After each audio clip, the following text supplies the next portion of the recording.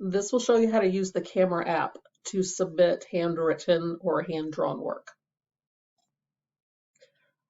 Let's say you finished an assignment that you have either handwritten or hand-drawn, and you want to take a picture of it to submit.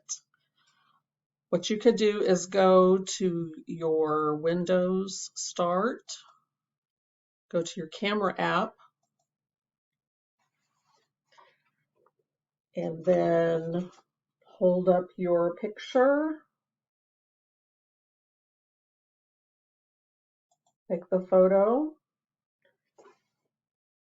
and then over in the right you can click on it and you can see your picture. Just make sure that it's clear because it's really hard for your teacher to read blurry pictures if they have a lot of writing on it and it's hard to see and they might ask you to redo it.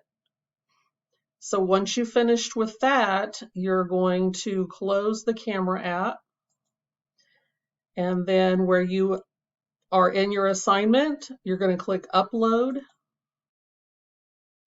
You are going to go to Pictures, go to your camera roll, and choose the picture that you want to submit. And then when you're ready, you can add any notes you want to your teacher, and then you'll hit Submit.